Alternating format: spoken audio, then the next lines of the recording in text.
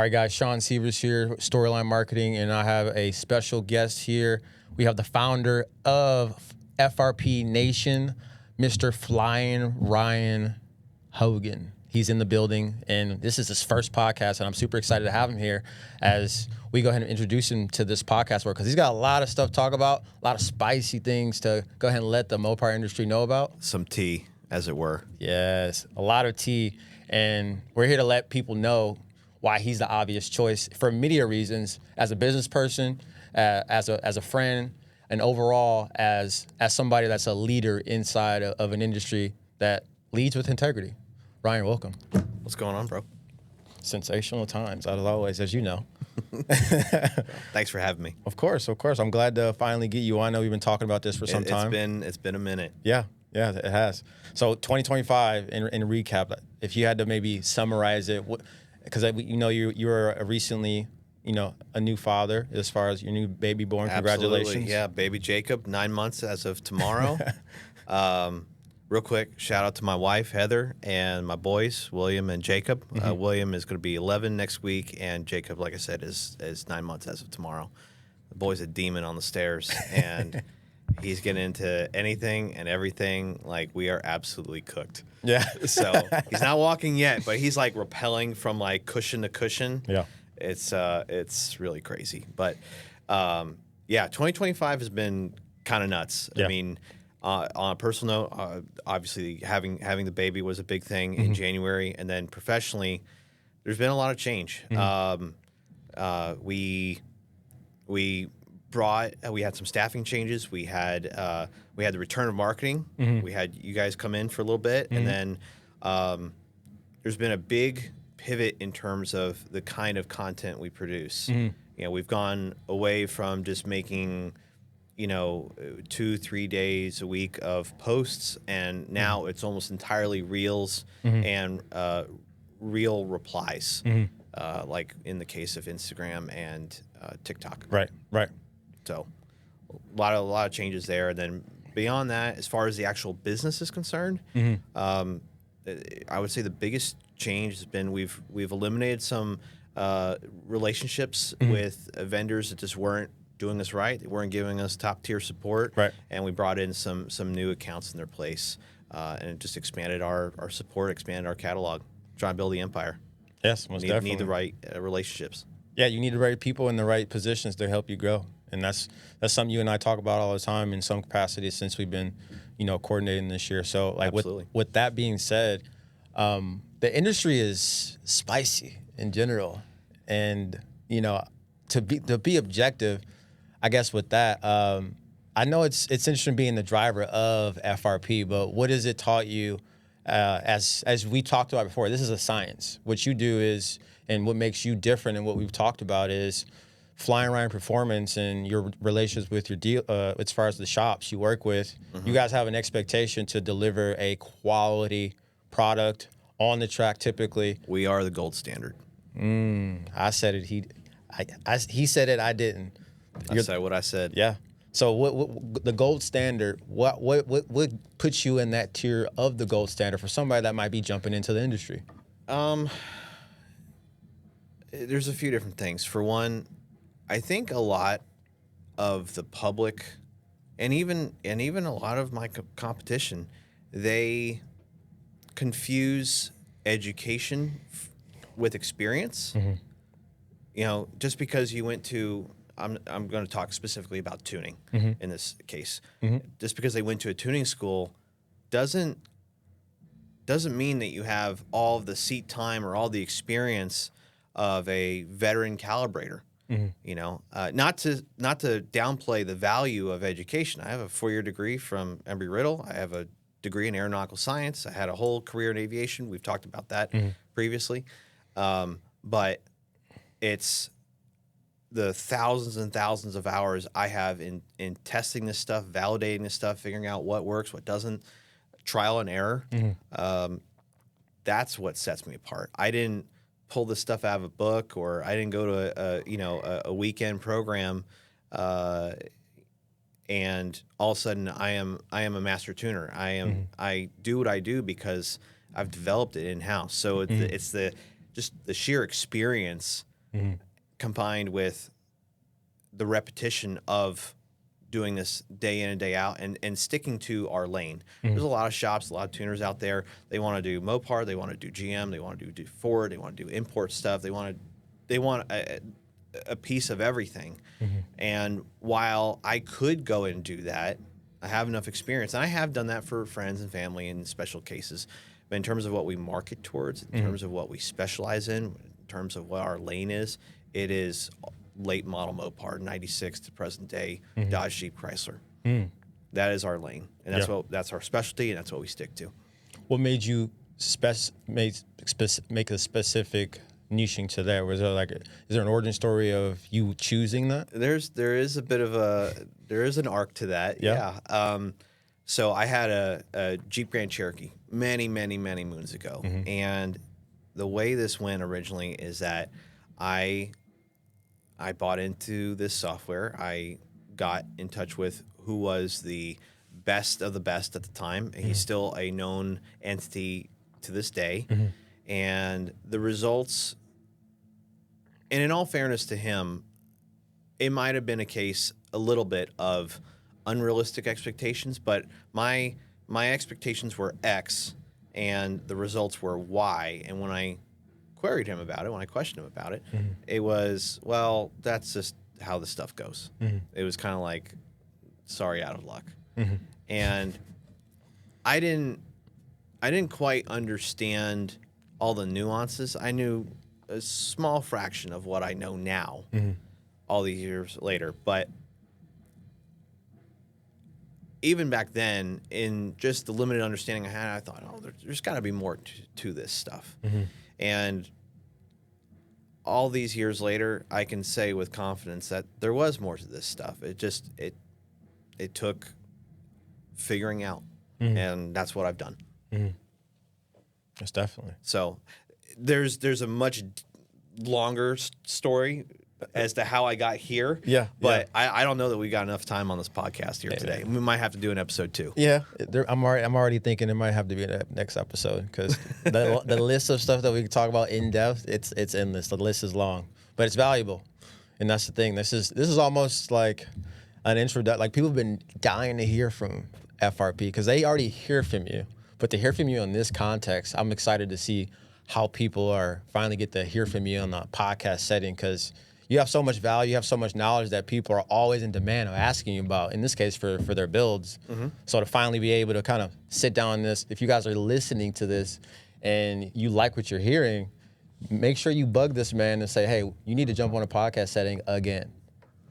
Absolutely. Because you're the man with the knowledge. You got a lot of knowledge. You are one of the top, if not the top, as far as in the Mopar industry.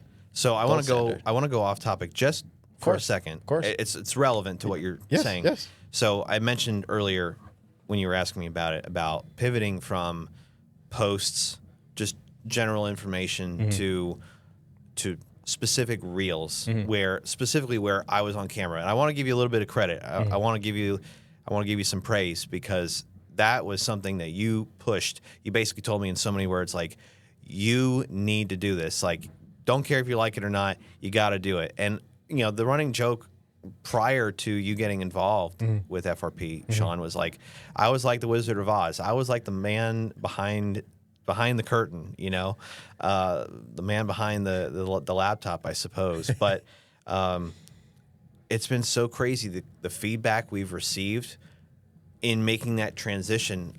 Like, I was at an event not a week ago. This was literally a week ago, Lone Star Mopar Fest, which is here in Houston. And I had people that I've never met before, and I didn't know from Adam. They were like, dude, what's up? Like, you're the guy from Facebook. You're the guy from social media. We follow you. And of course, I eventually got to have a conversation with them and so on.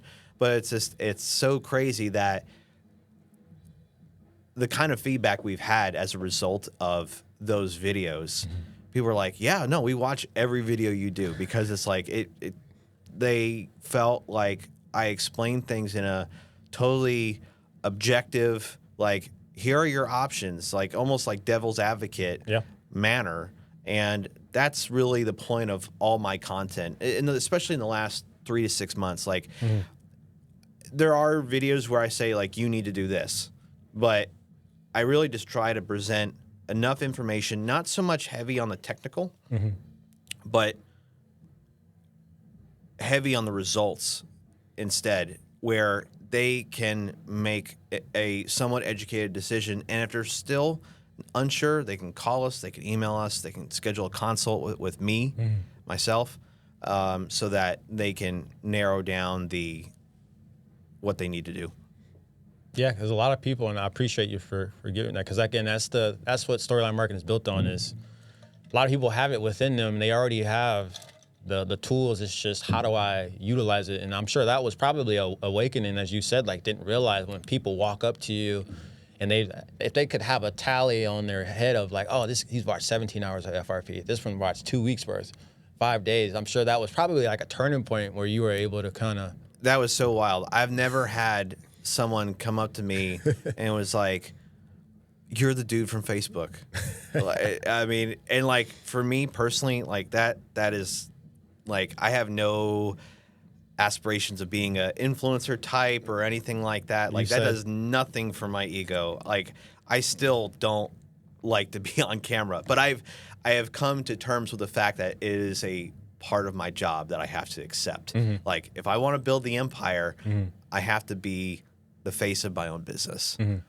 I mean, my name is literally in the name of the business. I kind of can't avoid it at this point. So, but yeah, no, the people giving feedback and praise as to like, dude, we love your videos. It makes it all worth it. Nice.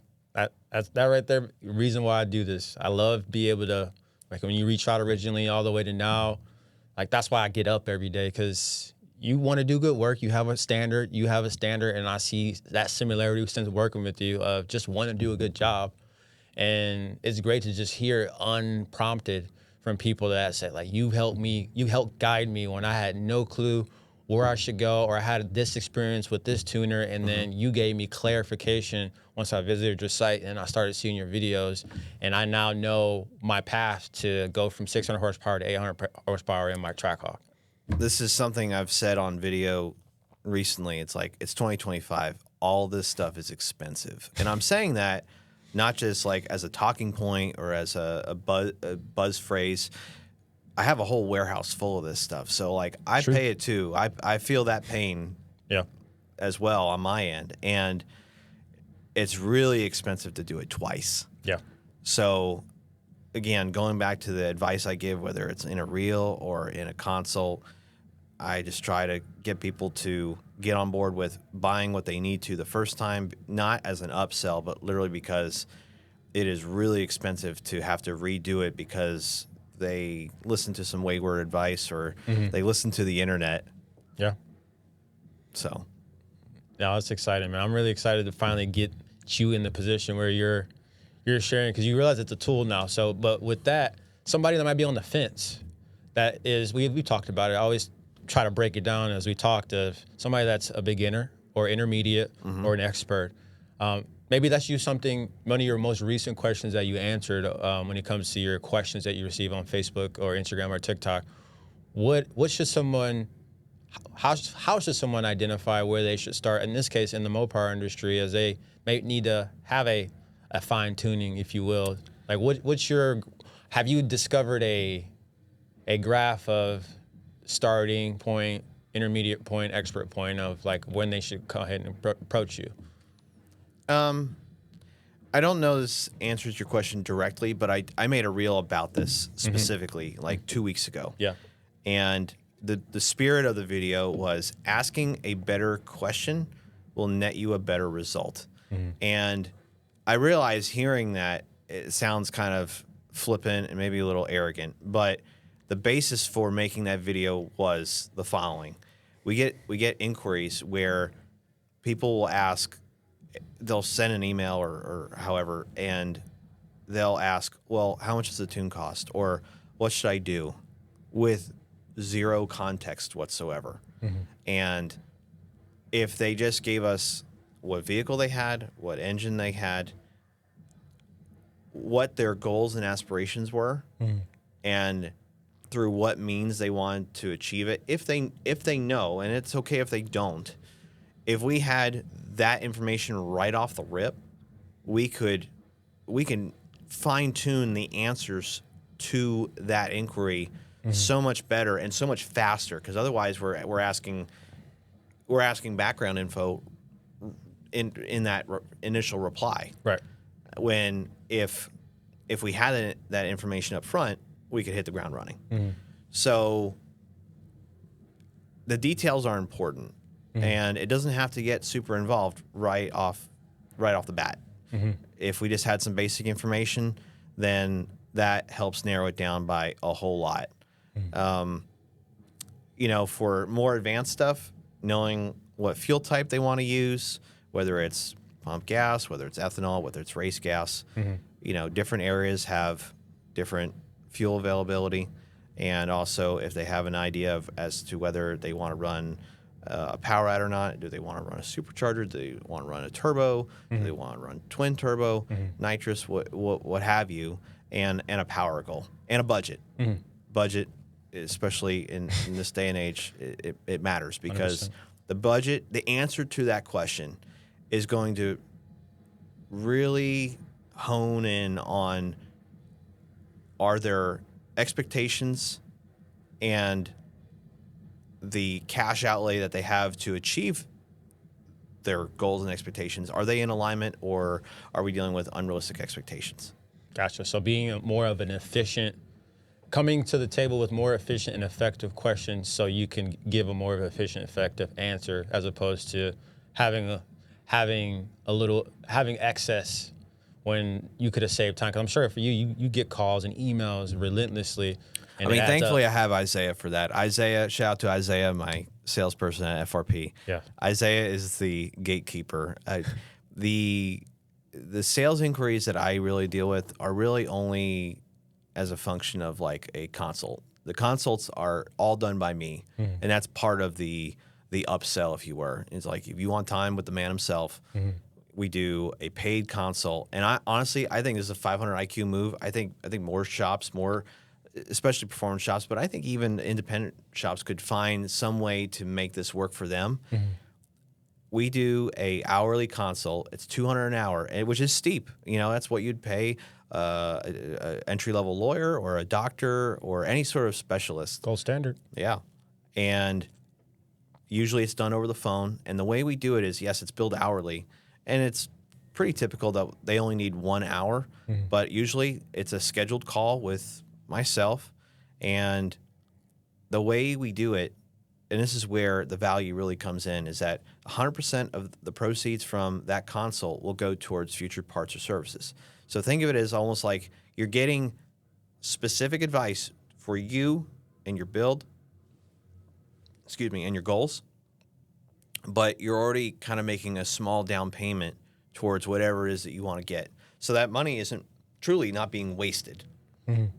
We have like a 99.5% conversion rate. Like basically everyone that does that consult comes back to not only redeem that $200 that they spent on an hour-long phone call with me, and a lot of times it's not really an hour. It's usually more like 20, 30 minutes. If they need a follow-up call, obviously there's means of doing that, and it's still covered under what they paid. But in doing that, they're basically almost guaranteeing that they're going to be back for additional parts, services, tuning, what have you. Interesting. Sorry, this music is wild. I know. It's definitely going. You think that'll pick up? Nope. The mics have noise gates, so they only activate when y'all are talking pretty much. Okay. That was like half my thought. I'm like, is this going to pick up? All right, cool. That question every time. Yeah, because they're going. I'm going to the gym after this. Let's just say that. Yeah. So with FRP Nation, what is something that, before I even get into that, I guess some of your more popular products. Can I interrupt your question just real quick? Go ahead. I'm sorry. I got to be that guy. I want to talk about the FRP Nation decal. Can we talk briefly about that before diving into this? Yes. So one thing that we are definitely known for, and some people hate it and some people think it's comical, is we will not sell parts or services to California. Oh, yeah. Doesn't, like, it's a hard pass. Yeah. And there are a lot of reasons for that. Some of them are legal. Some of them are high rate of fraudulent purchases. We've taken a step further, and we've also banned a few other areas because of high rate of chargeback. It's a problem in the industry. It's a known issue, and we're doing what we can to fight it back. But anyway, it's been a known thing that we do not sell to California. I see the comments all the time. And you and I had kicked around this working title of FRP Nation, and I came up with a graphic one night. I love ChatGPT. If anyone that knows me knows I can go buck wild on some ChatGPT and AI graphics in general, because I cannot draw a stick figure, but I can work up a masterpiece with AI. This is true. So I was trying to come up with a FRP Nation decal, and I was just striking out. I was just not hitting the leather off the ball. And I don't even know, I can't even tell you how we came up with this, but I was like, okay, we're going to do inconsistent with some of the other aesthetics I have in my business and our packaging and so on. We came up with this outline of the lower 48 states, which would be everything, including California, minus Hawaii and Alaska.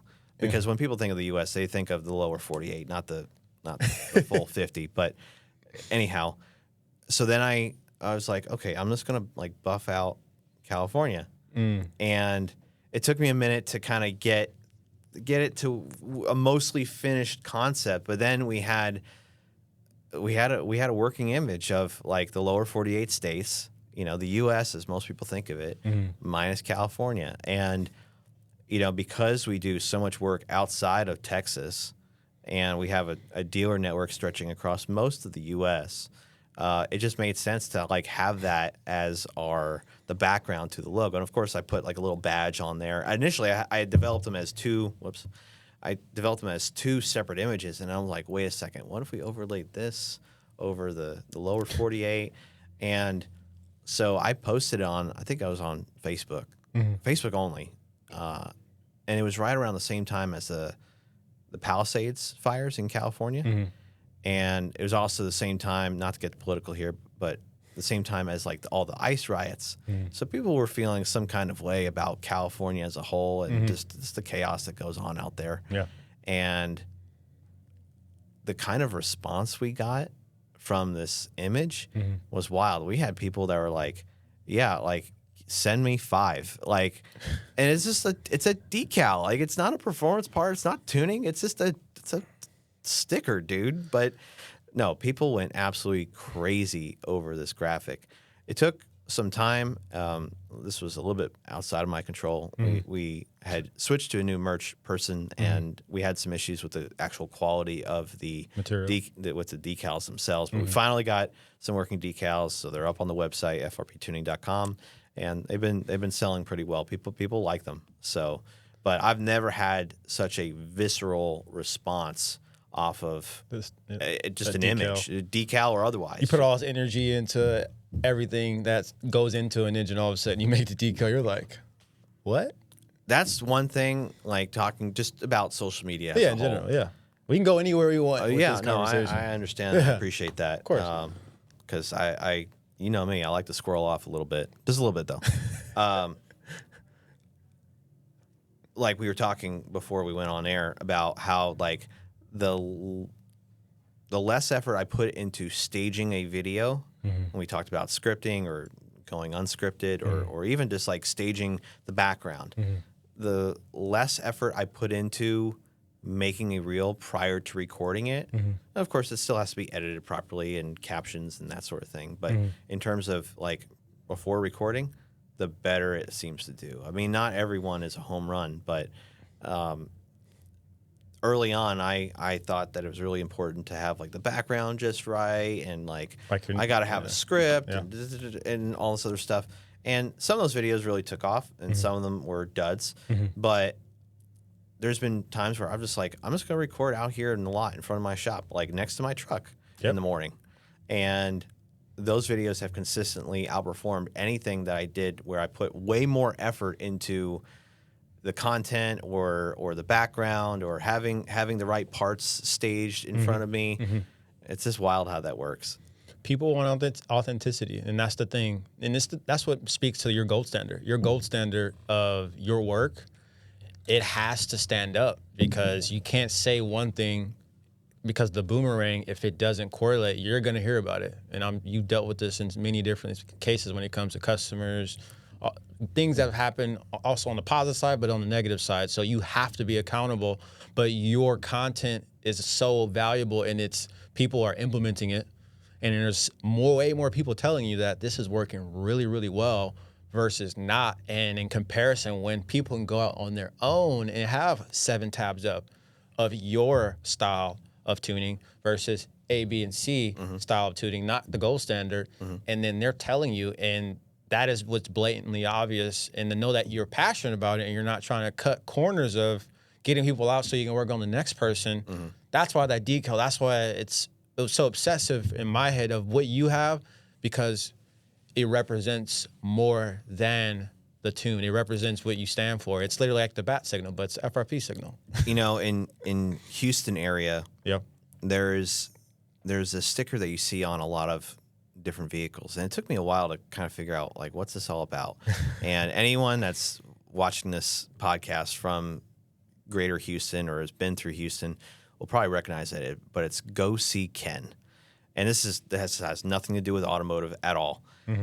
Go See Ken, it literally refers to, I think it's called Bike World. It's a bicycle shop in, I think it's on I-45, just north of Houston, like just outside the Woodlands area. So about an hour away from here. And they sold these stickers every time they would sell a bike. And over a period of time, years, I'm sure, like when I first moved to Houston in 2016 from Florida, I was like, what's up with all these Go See Ken? Like, who is Ken? Like, I didn't get it. Curiosity. And then finally I Google searched Go See Ken, and it led me to Bike World. I actually ended up buying a Cannondale bicycle from them. But ROI? But amazing. Yeah, I mean, I'm sure it's been super effective. But all that to say, like, the FRP Nation decal, I'm hoping, and I expect it to be kind of my own Go See Ken decal of sorts. You're stressing me out, Ryan. Oh my goodness. You got so much potential of what you got. Like, I know you see it, but every time you say something, I see like even a bigger hump. I'm just like, oh my goodness. And this is great because you just love what you do, and you have a passion behind it. And that is this thing that for me on my side lacks. Because I've talked to enough people on the other side that want to polish. They want to polish piles of poop, and they're tired, or they want to just remove themselves from what they're currently doing because it's tough. It's just a tough industry. It's a grind, dude. Yeah. I mean, man, especially now, like being married. I got married last year, having a family. I've got the 2 boys, like I mentioned earlier. Every day, and I mean every day, is long. Yeah. I mean, I start my day like 5:15. Between 5:15 and 6:15, depends on whether I'm training or not. I'm not like you. I mean, you're on a different kind of hustle, but I try to maintain, you know. Yeah. But yeah, I mean, that's when I start my day, and of course I've got a whole lot going on at home. I roll into the shop usually by 9 at the absolute latest, and we got to hit the ground running. And I'm doing my best, again, because of my commitments at home. Try to be out the door by about 5:30 or so, and to do everything I need to do, whether it's marketing, whether it's reels, keeping the ops busy, Yeah. tuning. You're good at that. We could talk about that. We could go on and on about that. I'm open to that. But to do all of that stuff and compress it into a 40-hour-ish week, my wife would chuckle at this point, but a 40-ish hour work week, it's tough. Yeah. It's really tough. Yeah. And inevitably, there's always a little bit of work to do at home, like as it relates to the business, whether it's that late night phone call with one of my vendors, just trying to make sure everything is copacetic, or, some sort of, 4-alarm fire that needs to be put out. Right. We're not perfect. Things happen. Issues come up. Trying to just make people happy. Get everyone on the same wavelength. Yeah, it's it all falls in my lap, or at least a lot of it does. Yeah, and as you say that, I've been on the learning point of that as well. So and you never get it right. That's the thing. You'll get variations and better of it, but it's always like an adjustment. What would you say about that? Like it's always like a rough draft. Like there's a final form and then there's rough draft. Final form, rough draft. The final form never stays, and because it becomes another rough draft. The way I put it with people, and I really genuinely mean this, is that of the people that I surround myself with, whether it be my wife, my boys, my team, like I'm a flawed person and I need the grace of them every single day. Yeah. So yeah, no, I screw it up all the time, and I'm okay with saying that. I don't get it right 100% of the time. I've had a lot of W's, but I've had some massive L's, and as a business owner, you got to own that. Yeah. So 2026 on the horizon. What is on your mind as the year closes out? Oh, we're taking over. You're taking over? One step at a time. Yeah. Besides California. Definitely not California. What does a takeover look like? So, not that kind of takeover. No. Excluding that takeover. Right? The appropriate legal business takeover of track-only activities. That is the takeover we're talking about. A lot of the I'm playing the long game, Shawn.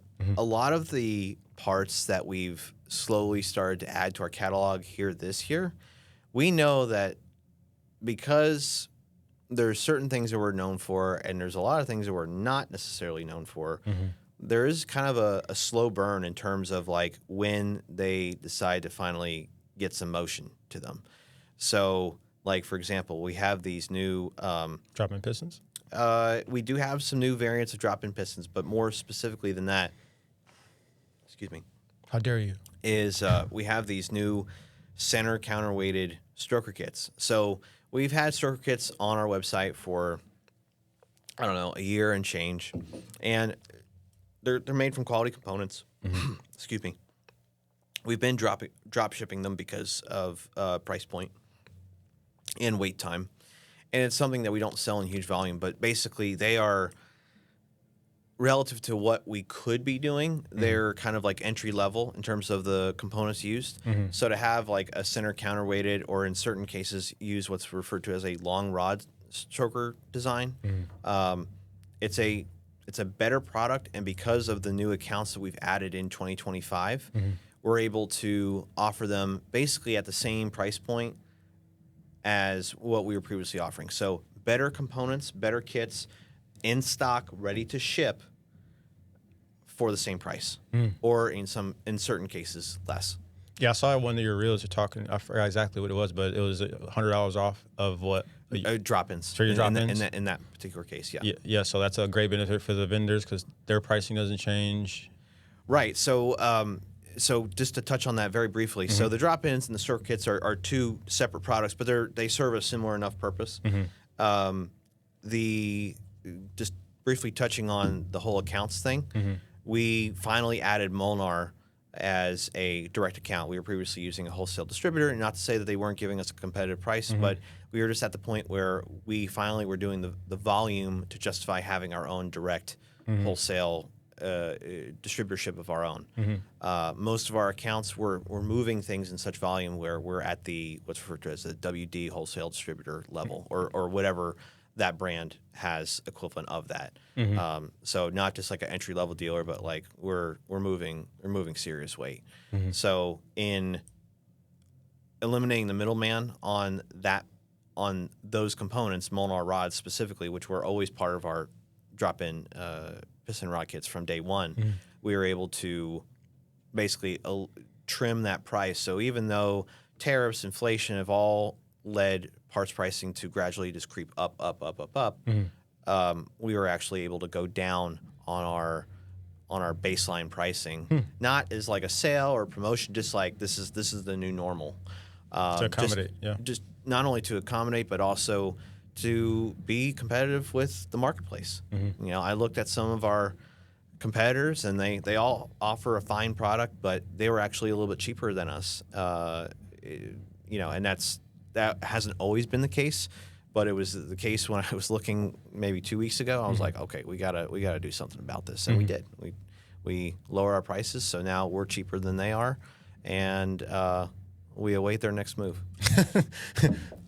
It's like D4 to this ain't checkers. This is chess. Hey, it is definitely chess. And I'm again, this is just a breath of fresh air. I'm glad so glad to get to talk to you. No, this is great. Oh, so I'm saying, like, if you guys are hearing this again, if you're hearing this and you want Ryan back on a podcast setting, because he's getting used to this, he's getting used to the content game. He's been consistent with it. Number one, number two, he's jumped into where he was opening the camera up where he filmed, but now he's getting more intimate with you guys as far as FRP Nation. So if you guys are listening and you guys want to get more of this fire, some of this FRP sauce, as he would call it, I feel like this goes in the sauce category. This is like a own little cartridge in itself.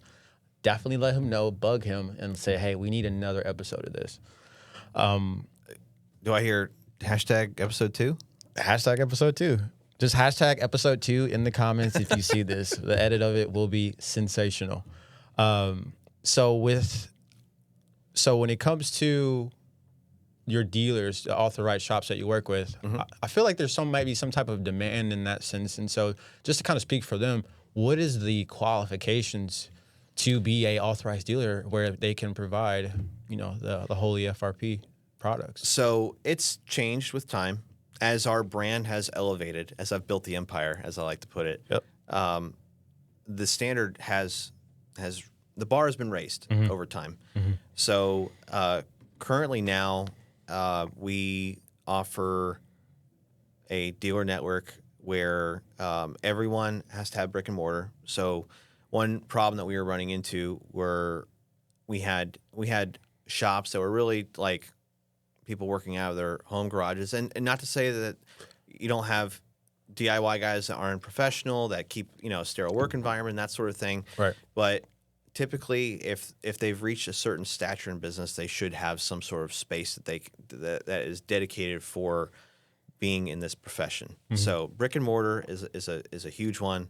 Not having that as a non-starter, we now do a yearly an initial buy-in and a certain sales amount to keep it up. So I believe it's Kara handles most of that, but I believe it's 5,000 Shout out to as Kara. a buy-in. Shout out to Kara. Seriously, like I know you and I have talked about this prior to today, but if you're familiar with the show Suits, Kara is very much my Donna. So shout out to Kara for But yeah, 5,000 as a buy-in, and I think it's 5,000 a year in purchases, which sounds like a lot of money. It is a lot of money, but our complete cam kits, are in the neighborhood of $2,300 to $2,500 at the retail level. So it's 2 cam kits a year. So if you're working on, say, any of these Gen 3 Hemi-equipped vehicles, Chargers, Challengers, 300s, Durangos, Ram trucks, etc., with any sort of frequency, odds are you'll meet that threshold in not a whole lot of time. So, and the discounts are, I feel, leading in this specific community. I mean, other automotive retailers may offer a bigger discount, but they're also working with bigger margins. So it's all relative. So our pricing tends to work off of like a 35 to 40% margin in terms of our cost to retail pricing.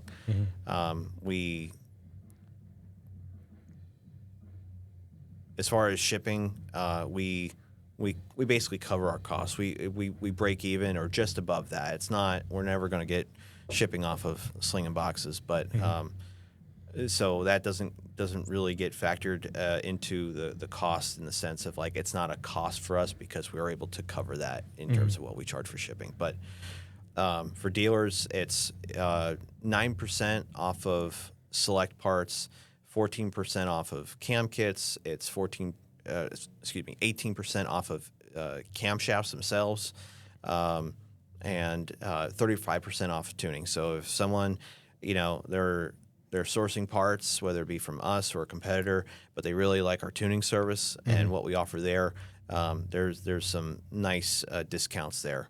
So we feel like that's competitive with the market compared to some of our other competitors. I'm a dealer for certain competitors of mine, where sometimes we have to use parts from them because we just don't have the demand to justify having our own FRP branded parts.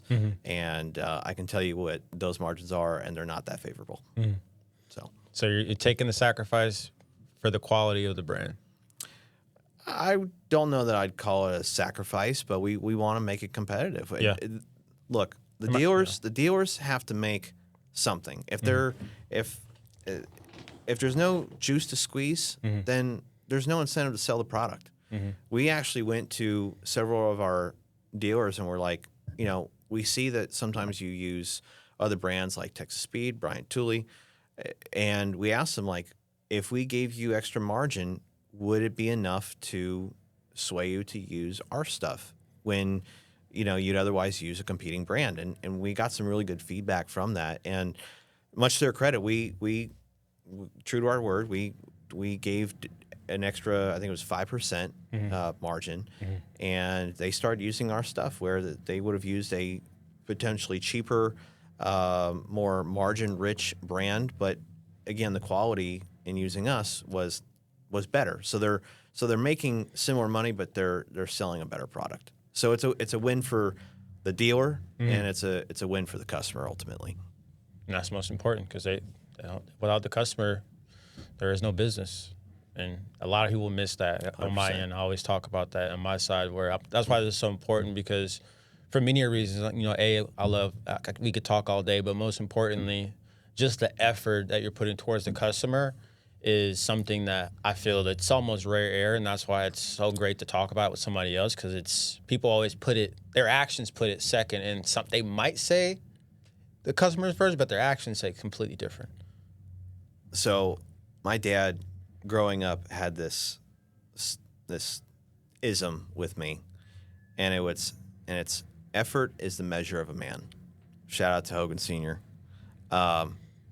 That is a phrase that just it rings in my ears, and every time I even get just the slightest urge to just kind of mail it in, or to not cut a corner, but just try to take an easier approach. That's the phrase that echoes in my mind. Effort is the measure of a man. All right, Dad. I mean, I just turned 38 this past week, and I still, and my dad was here in town this past week, celebrating our birthdays, and because it's my mom's birthday as well. But he still uses that same day with me. I'm sorry? Same day? Your mom? No. Mine was the 14th, so it was Tuesday, and Mama Hogan's was the 17th. That's amazing. So Thursday, yeah. So the synergy is real. Yeah.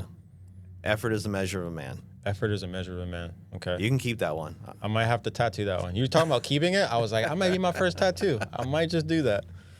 But yeah, so it's powerful. That's something that I feel resonates in everything I do. So.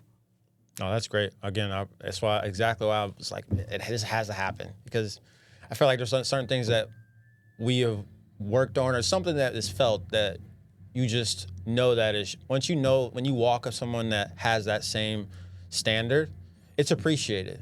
Even if you see it in the smallest detail or the highest detail, because it's just lacking. And I cannot say it enough, because I go back out into the world, the same with you, and you got to be a soldier, and you got to get ready for the bumps and bruises. Part of that is people that don't have effort as their measurement of who they are as a man. Another one I heard, I can't take credit for this one, and neither can Hogan Sr., but I think I saw it on TikTok, was how you do anything is how you do everything.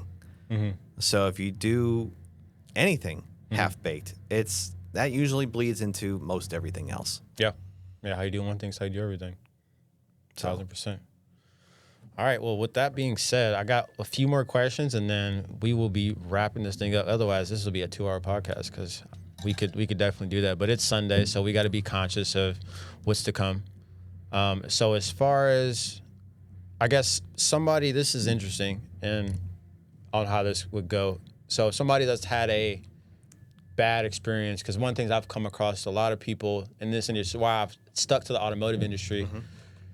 There's so many people that become customers, and everyone's got, as I call it, agency trauma. You've had it in some capacity. Yep. I can definitely attest to that one way or another. Yep. And then there's also customers that go to shops, whether it be a performance shop where they go, I just need my oil change. And they have trauma from the industry. What would you say to somebody? Well, we could just leave it there. I feel like you got a thought there. Yeah, you can probably hear the gears churning from the other side of the table. Yeah, boom. Yeah. No, I had one loaded in the chamber. Go ahead. This is one of the questions when you sent me the liner notes that I had really given some thought to. Yes. So I deal with this a lot. Mm-hmm. And so does Isaiah, my salesperson. Mm-hmm. And the way I've communicated it, not just to the customer, or if I happen to have the chance to speak directly to the customer prior to point of sale. Excuse me. And the way I've directed Isaiah to handle this is, I only want to go forward with the sale if they have the faith, if they completely trust us, because. And maybe this is more of a performance industry thing. Maybe it's more of a tuning specific thing. But if they are not ideal customer, not even an ideal customer, but if they don't believe in our product, if they don't believe in our process, if they don't understand what they're getting into, it tends to cause issues down the road. If they're skeptical right off the rip, I would truly, respectfully, rather decline the business and just say, I'm sorry, this is not a good fit. I don't have a good feeling about this, because it goes both ways. If you don't trust me, then I'm going to be skeptical of you, because I have to worry about things like chargebacks. I have to worry about people leaving bad reviews for any reasons, justified or not. And I want it to go smoothly. I want it to be a pleasant experience, and that includes the customer understanding the process, respecting the process, feeling good about the process. So with that, especially the people that might be browsing the site, they might see this clip, and if they've had a second experience at a shop and you're the third or fourth, what expectation would you tell them before they call Isaiah or they want to book a consultation with you? What do you want to be so clear before they interact with you and they've had a bad experience and they might be frustrated and might mistakenly put it on you not intentionally? Like, what advice would you give them? Because people want results and they're taking a chance. What should be their mindset before they try and then accidentally try to put their frustration on you? It ultimately depends. A lot of this is situationally dependent. You know, if it's about tuning specifically, or buying parts, especially after they bought parts from a competitor or from someone else, and it did not go well. Disclosure, like telling not just the truth but the whole truth, goes a long way. Like, if someone comes to me and they're like, yeah, I dealt with brand X, and there's a lot of brand X's out there, I don't care. Like, you went somewhere else, okay, you know, we can help. Like, I've built an entire brand off of being that guy, an entire brand, because for years I was the guy that cleaned up the mess, so to speak. So just telling the whole story and not just like part of it, because if I start like digging deeper and I'm finding, oh well, all right, this was done, but why was it? Like, it invites more questions, and sometimes the customer doesn't have all the facts because it's that much of a mess. Like, they weren't told the truth from whoever they were dealing with. So getting as much of the full story as they can provide goes a long way. beyond that, we have a lot of guidance on the website, and you and I have discussed this. And much to your credit, you encouraged us to basically like saturate the customer in guidance. Redundancy is huge. Check out our process. Check out how we do things, and if you have questions, ask. I feel like asking you can never ask enough questions, and there's really, in this case, there's no such thing as a stupid question, especially if you've looked at all of the guidance provided, which is a lot, and there's still blanks. You know, if someone's made the effort to try to grasp it and they're still not understanding it, I'll give them the shirt off my back. I don't mind helping someone, and neither does my team. But yeah, great. Yeah, just transparency and taking a look at what our process is like. You know, a lot of times, especially with tuning, especially with remote tuning specifically, where I see some of my competitors kind of miss the mark on is like they don't provide said guidance, or they don't provide any sort of instructions, or they don't have a means of following up with the customer, or like an expected turnaround time. That was one thing that you and I had worked on implementing, where now people know that we have an appointment-based system. I think that's one of the things that sets FRP apart from a lot of other MOPAR-specific tuning houses, because people, you know, if they're dealing with brand X, they don't know if they're getting a revision back in an hour, a day, a week, a month, or if they're ever going to hear back from them again. A lot of times, you know, shops will just straight up ghost them. And not because they were finished or it was a miscommunication. It just got lost in the email maze. You could allow those. It does happen, but it shouldn't happen that often. And us going to a appointment-based system where, you know, we basically tell people like, look, if you want priority, if you want the best standard of service, book an appointment. It doesn't cost anything. If you've already paid for tuning, it's absolutely free to make an appointment for scheduling tuning, and that way you're working with me, and that's it. Like I'm focusing on your vehicle. The most amount of work that I'm working on at any one point in time in an appointment is 2 vehicles. That's it.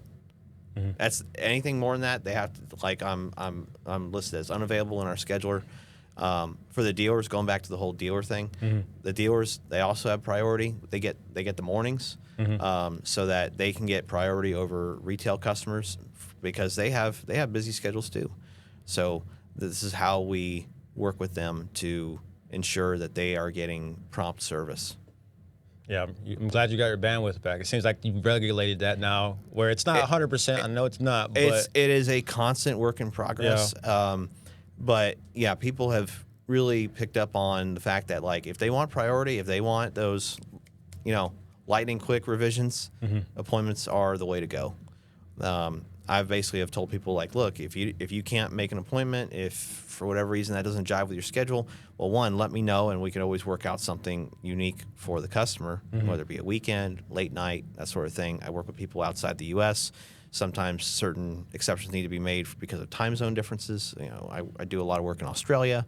I do a lot of work in Holland, in particular. And sometimes that requires either being up really late or really early, depending on how you look at it. But otherwise, it's going to be I'll get to it when I get to it kind of basis. Which sometimes, a lot of times, it's same day or within 24 hours of them sending me an email. Otherwise, sometimes if I'm really stacked up on appointments, it might be 2, 3, 4 days before I get to it. And I don't like that, but again, the appointments kind of eliminate the ambiguity that comes as to, you know, when am I going to hear from Ryan again? Right. You know, it eliminates the mystery. Yeah. There's a meme that we've used in the past. This is before you and I got involved together, but there's a meme that I have used a few times where it's like someone that clearly sent someone a picture, like online dating type. Yeah. And it's like, we changed the caption to it. It's like, I sent you a data log. Please respond. Like they're desperately looking for a response from their tuner, and they're just waiting. Ryan read it. They're like, he didn't say anything back. Right. Yeah. So, but yeah. No, this is fun, man. I'm glad. Again, I've got a ton of questions, but I'm going to just leave it at this. Leave it for episode 2. Exactly. Hashtag FRP episode 2. If you guys want to hear Ryan on the microphone again, this is first time. So be sure to make sure you comment what you like best about this, what you want to hear more of, because this man has a plethora of ideas and implementations to, as he said, take over the appropriate way. And I'm just excited to be able to be a part of it and get you to unravel the next evolution of FRP, because you built something great and it's just beautiful in a world of darkness, that there's light and there's the gold standard that people can be proud of, which is why I love when the comment section goes crazy when it comes to FRP Nation. Man, 2026, it's Team FRP or just expect to get run over. I mean, I'm not taking any prisoners. I mean, we've got so much stuff in the works. Like I was saying earlier, like a lot of the things that we've added, products, we're playing the long game. We're, they're here now, they're ready now, but I expect them to kind of come into full swing for 2026. We're working on potentially merging with another business, and that's going to add additional services, additional products over and above what I'm already doing. Exciting. And with that will come, whether that works out or not. It's a little too tentative. I don't want to say too much. I can't give the ops a heads up. I got to keep them guessing. One thing that is I'm pretty certain is going to happen, probably Q2 of 26, is a new home for FRP. Hopefully a forever home. So we've got a good space right now. You've been to it. You've been to the FRP Synthwave Cave. You changed the name. What'd you call it before? It was just FRP. What would you say in the video? I forgot. You called FRP Skunkworks. Skunkworks. Yeah, Skunkworks. Well, the Synthwave Cave is more refers to my physical office, like where I work out of. But the FRP Skunkworks refers to the warehouse as a whole. More square footage. We need it. Yeah. We're at the point now where we do need a little bit more square footage, and we need a space that I own, because there's changes that I need to make. I need to bring my chassis dyno and newly leased engine dyno. We need to bring that all under one roof. Right now they're under 3. So I have the warehouse, I have the chassis dyno, which logistically is a bit of a problem with how busy we are, and then I have the engine dyno, which is a little closer, but also in a separate facility. And they're great, but they all need to be consolidated under one building. And I can't do that with what I have right now. Scaling is on its way. Blessed for the stress. Again, I'm excited for you. Again, until next time, again, FRP Nation, get loud if you want to see it episode 2, because I know I want to see it, but you guys got to be the forefront as he continues to share the breadcrumbs to success when it comes to your build on the track. I'm Shawn Severs. Ryan Hogan, you got anything last you want to leave anybody with? There's a lot, but I'll sum it up with another Hogan Sr. quote. Okay, this one's gold. Okay. Success leaves clues. So does failure. Success leaves clues. So does failure, guys. All right, guys. Until next time.